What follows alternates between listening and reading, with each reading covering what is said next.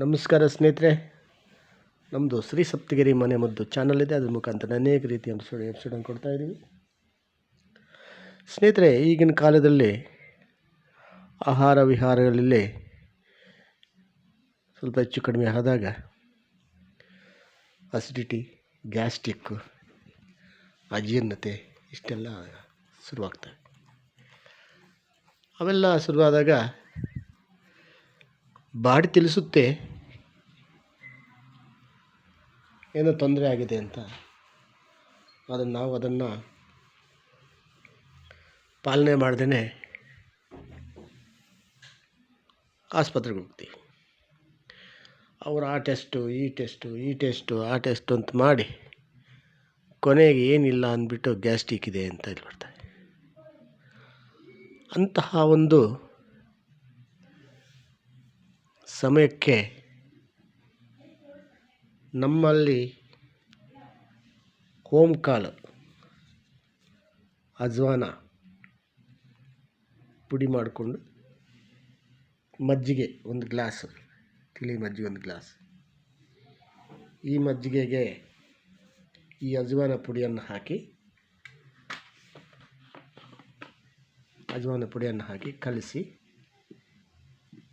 ಊಟ ಆದಮೇಲೆ ಇದನ್ನು ಸೇವನೆ ಮಾಡೋದರಿಂದ ಎಂತಹ ಅಸಿಡಿಟಿಯಲ್ಲಿ, ಗ್ಯಾಸ್ಟ್ರಿಕ್ಕಲ್ಲಿ ಅದು ಮಾಯವಾಗುತ್ತೆ ಸ್ನೇಹಿತರೆ.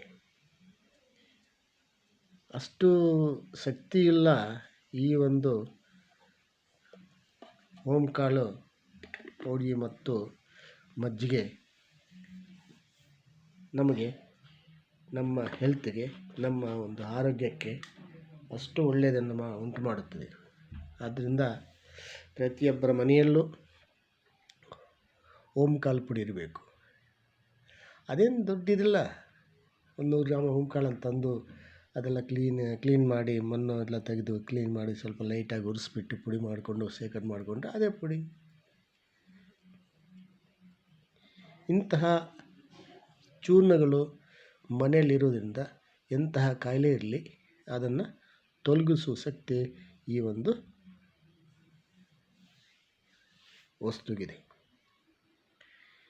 ಇಂತಹ ವಸ್ತುಗಳನ್ನು ನಾವು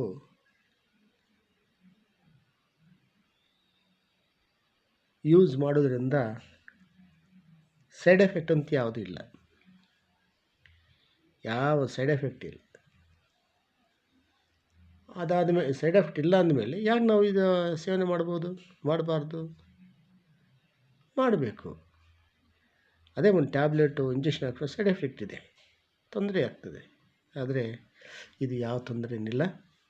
ಆಕಸ್ಮಿಕ ನಿಮಗೆ ಅಸಿಡಿಟಿ, ಗ್ಯಾಸ್ಟ್ರಿಕ್ ಬಂದಿದ್ದರೆ ಗೊತ್ತಾಗುತ್ತೆ, ಉಳಿತೇಗು ಮತ್ತು ಅಜೀರ್ಣತೆ ಇವೆಲ್ಲ ಇರ್ತಾವಲ್ಲ, ಅಂತಹ ಸಮಯದಲ್ಲಿ ತಿಳಿ ಮಜ್ಜಿಗೆ ಒಂದು ಗ್ಲಾಸು, ಅಜ್ವಾನ ಪುಡಿ ಹಾಕಿ ಚೆನ್ನಾಗಿ ಕಲಿಸ್ಬಿಟ್ಟು ಸೇವನೆ ಮಾಡಿದ್ರೆ ಅದೆಲ್ಲನೂ ಹೋಗುತ್ತೆ. ನಮಸ್ಕಾರ. ಇದನ್ನು ನೋಡಿ ಲೈಕ್ ಮಾಡಿ, ಶೇರ್ ಮಾಡಿ, ಸಬ್ಸ್ಕ್ರೈಬ್ ಮಾಡಿ, ಎಲ್ರಿಗೂ ಮುಟ್ಟಲಿ, ಎಲ್ರಿಗೂ ಸೇವನೆ ಮಾಡಲಿ, ಅವ್ರ ಮನೆಗೆ ಅವರೇ ವೈದ್ಯ. ನಮಸ್ಕಾರ ಸ್ನೇಹಿತರೆ.